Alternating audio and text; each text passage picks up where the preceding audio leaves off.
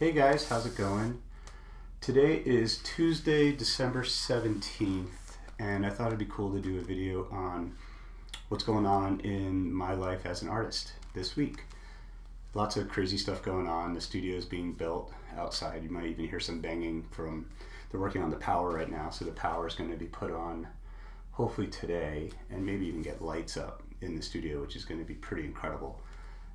Since we've had the fixtures up probably for about a week, our general contractor wasn't feeling great, so he took about 4 or 5 days off, which is totally cool. We want him healthy, and he's a good family friend also. So kind of working on that, so in case you hear some banging during this. But I wanted to kind of go over what's on the easel right now.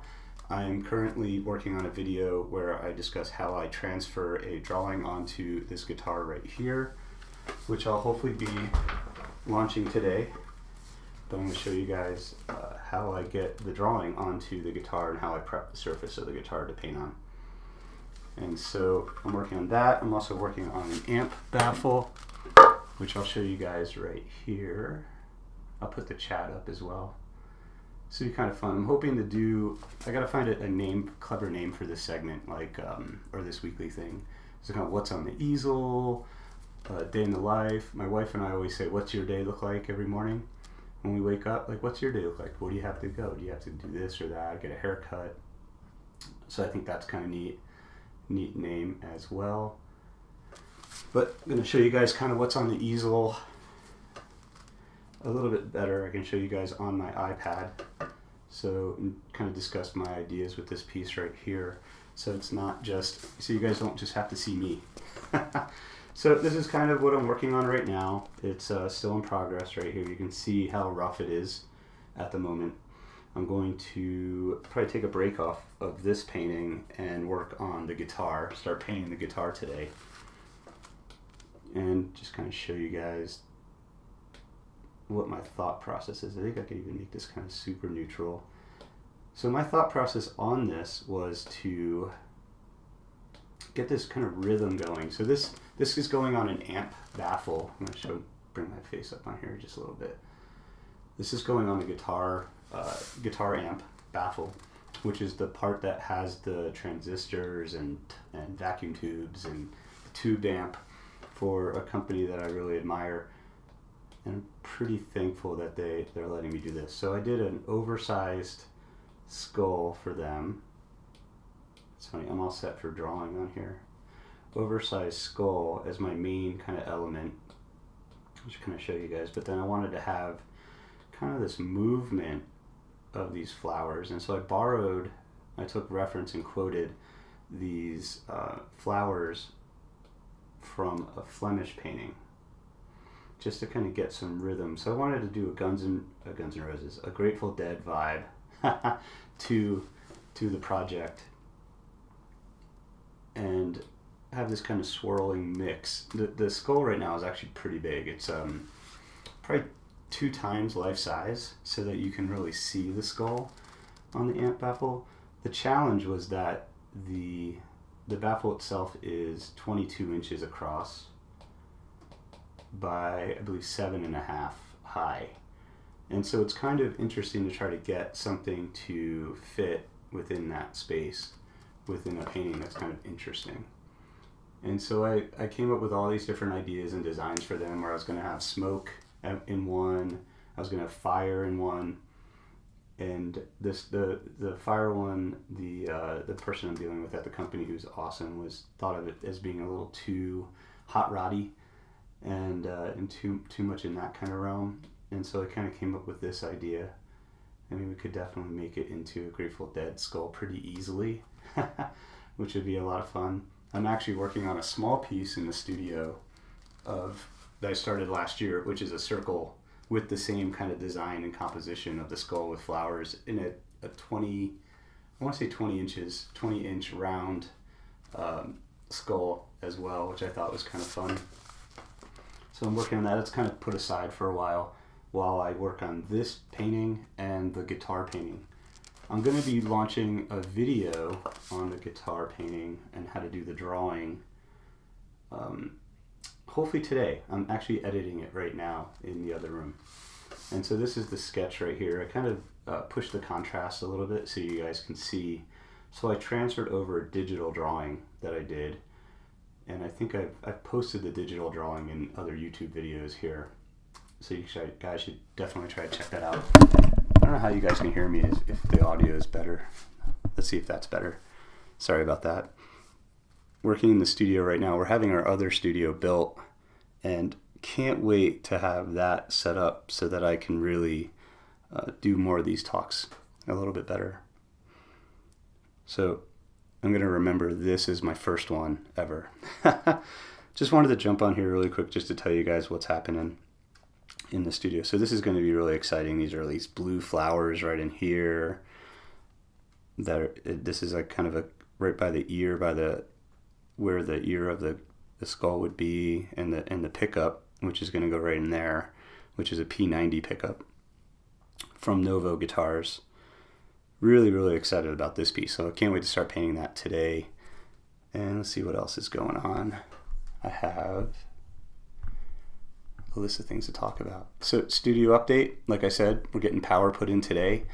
I'm pretty excited about that. Hopefully we'll have lights. The bulbs, which were kind of lost in the mail, we couldn't find the tracking or anything, arrived yesterday. And so we have our T8 bulbs that we're going to put up. I'm going to do a video on probably when we light up the studio, because it's going to be pretty exciting. It's all been dark in there for the most part. We get morning light through one window, but for the most part it's kind of dark. And so it'll be neat to actually see what the color of the studio walls are going to be. And what's really interesting, if you look over here, we tested out the studio wall colors on my studio right now, which I thought our studio in our house has too dark of walls. I wanted a little bit lighter space. And so this is going to be the back wall, which is going to be where I'm going to start filming. And then this is going to be the front painting wall. I know it looks almost white, but it actually is a gray. It's from Sherwin-Williams paint, grayish, and Proper Gray, I believe, is the other one. Let's see, so upcoming workshops, which I thought would be kind of cool to talk about. I'm teaching in March. In Scottsdale, doing a live painting from the model. I'm also teaching in Urbino, Italy with Shana, where we're going to be working on the Renaissance portrait, which I can't wait for.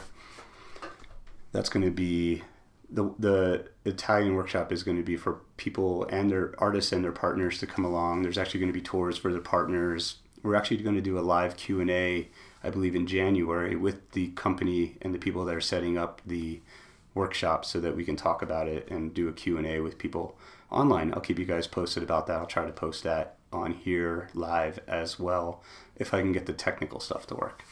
We'll see.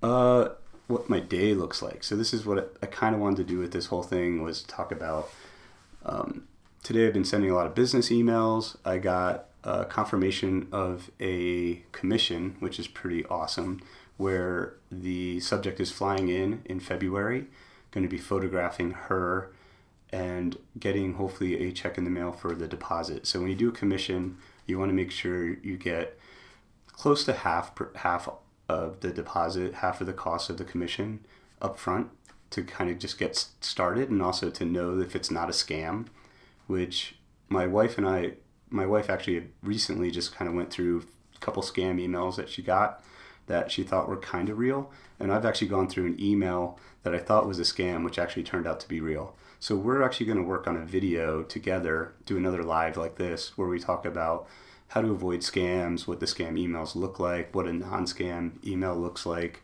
how to kind of suss it out, to figure it out, and how to avoid it, avoid being taken advantage of. I mean, it's hard being an artist, and can you believe that people want to take advantage of us when we work really hard at this gig and they want our hard-earned money?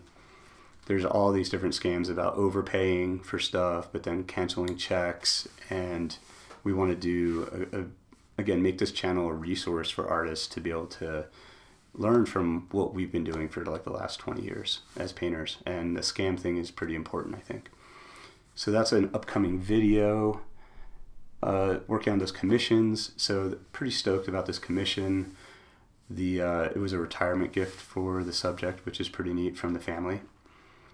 Sending out emails to collectors.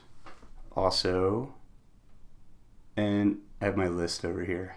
I don't know if anyone's online at all to hear. So yeah, so I thought it'd also be kind of cool to do my insecurity of the week.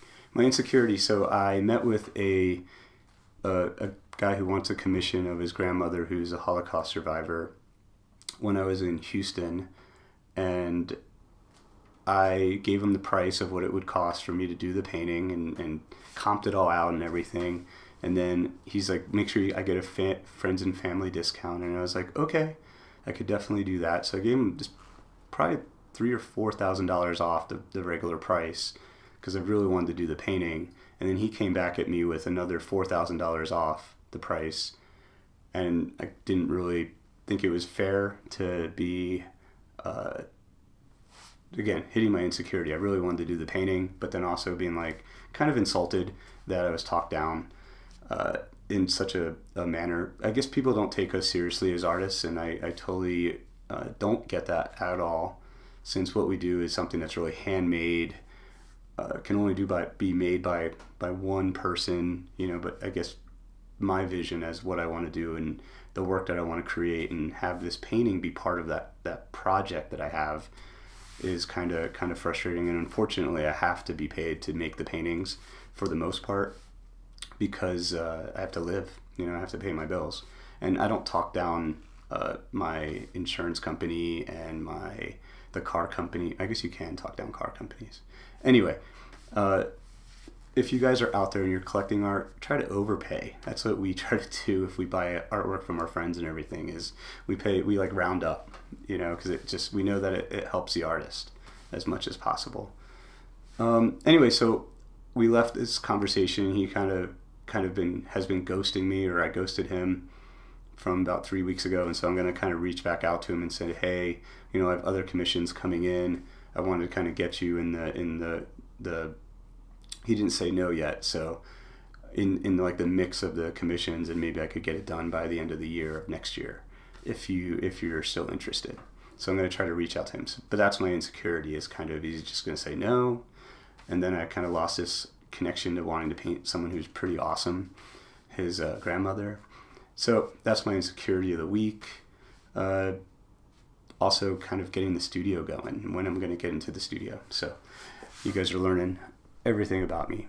Hopefully I'm not talking too fast. Let's see, current exhibitions that are coming up. I have an exhibition in Houston, and I can show you guys quick pictures of that, which is kind of neat. I have my trusty iPad here, which is kind of neat. So I have a show in Houston, Texas right now, and it's going to be up only until, I think it comes down on January 5th, so pretty soon-ish. And it's called Facing Survival. It's the painting of the Holocaust survivors that I've been doing. And this is I'm putting up it's really cool to see your name on a wall. It's like totally never gets old. So I have my paintings, and I also have details of the studies that I do for the paintings as well. So this is Martin. He's life-size in the painting. And I was lucky that the collector who owns the piece let me borrow him for the exhibition. This is Elsa Ross, who is local to Houston. I've painted her before, but this I feel is more her. When you paint someone the first time, it's okay, but I think when you get to know someone, she's become kind of a grandmother to us.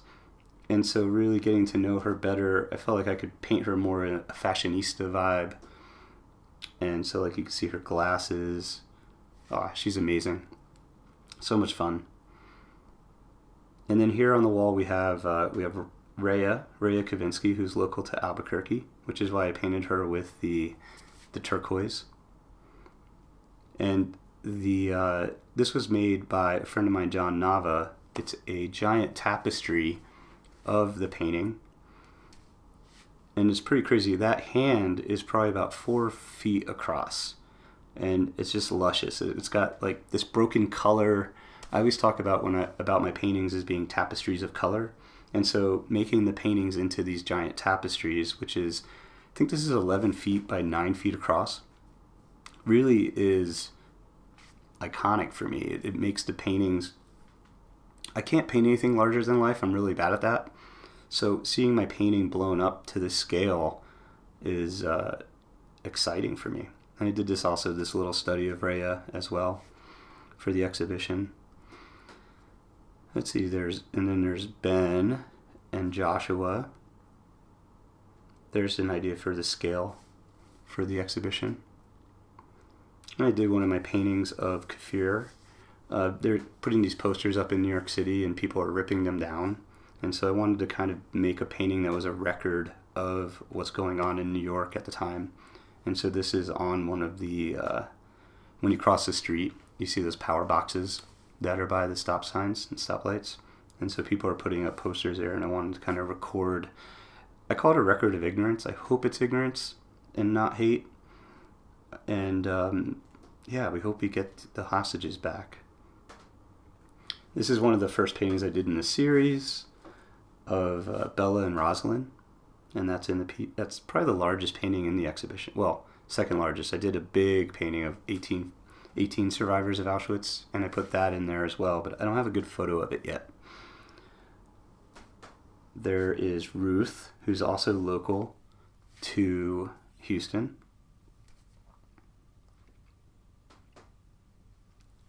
Again, I have the paintings with the actual studies next to them. This is just a little highlight. Oh, this is all for another presentation I gave. I gave a presentation on my career to a school. These are all my images on here. Here's the upcoming How to Draw on Guitar, a step-by-step guide. And it has the sketch. So I'm going to be doing this video. It's going to be coming out later today. Keep an eye out. I get asked all the time, how do I paint on guitars? And I thought it'd be fun to do a little video on it. Hey W, how's it going? So I also launched a merch store, which is kind of neat, kind of exciting for me. I've been, every night when we kind of watch football or whatever, I kind of go online and think of these ideas to do. This is a Roy Lichtenstein piece, The Crying Girl. Ways that I can take the art world fun that I grew up with, art history and everything, and put them on merch for fun. So this is kind of a neat thing. This is the Van Gogh smoking skull on a beanie. And so because YouTube, for monetizing, they said I could have a store attached to my channel, I kind of decided to make all of these kind of cool art merch things. I did Velasquez, Rembrandt.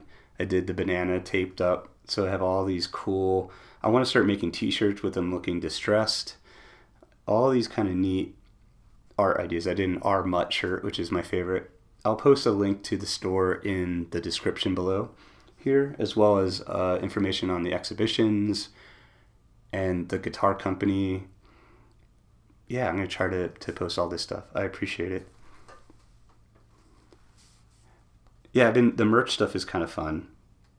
I think that's all oh, look at this real quick. This is a painting by my wife on here. Look how great. And this is like a really fuzzy photo. It's not the best photo, but it's kind of neat. She's so good. Shana Levinson. Gotta follow her. I also drew Jack Black. This is a screenshot from drawing Jack Black. I have that video I did on Saturday where I did a live just like this. Things, just doing a lot of cool stuff.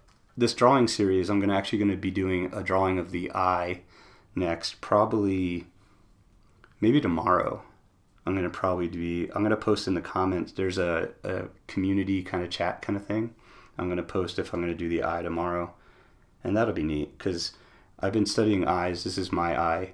I'm going to talk about a lot of the structure, a little bit of the anatomy, just things to watch out for. But it's going to be very basic stuff about the eye. And it's going to be probably an hour-long demo / kind of workshop. And then I'm also teaching an upcoming online workshop on drawing and painting the eye, the same eye. We're going to draw it first, and then we're going to paint it. It's a 6-hour-long workshop. And I think it's like $85. And I'm going to post a link to that here as well. It's going to be January 17th. That'll be fun. So it's kind of taking what I do here on YouTube and try to give you guys as much free content and information as I can basically on my life and what I do and how I do it, but taking it even further, going more into depth with that. So let me go to me again. Awesome. So I think I covered everything I wanted to talk about for this week.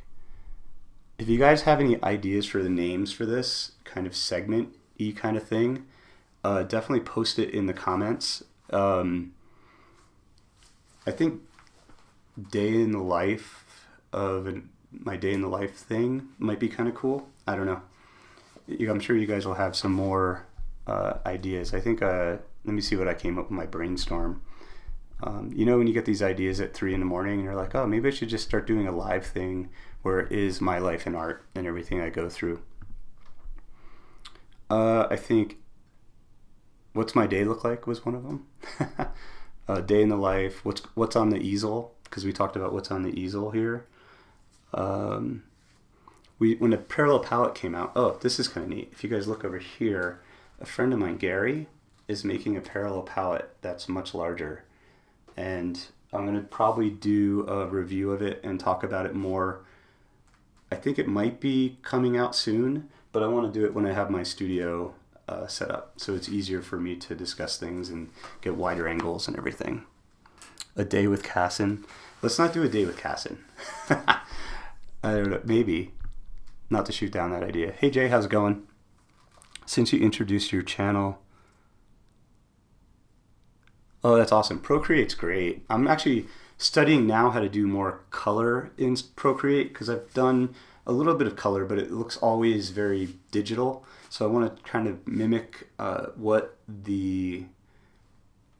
the textural stuff on this one program called Art Rage, and I want to see how Procreate can do kind of some of the similar things that Art Rage could do on the iPad. Art Rage is probably still around. It's actually a great program that's very much, it shows like the gooiness of paint, and I think Procreate can do the same. I just have to do some research on it. So working on learning the digital stuff too, because again, the drawing for the guitar here, you can see I have it set with magnets so that it can go on my easel just like that, and I can move it around. When I do the time lapses, I try not to move around the art so much because it's hard to follow.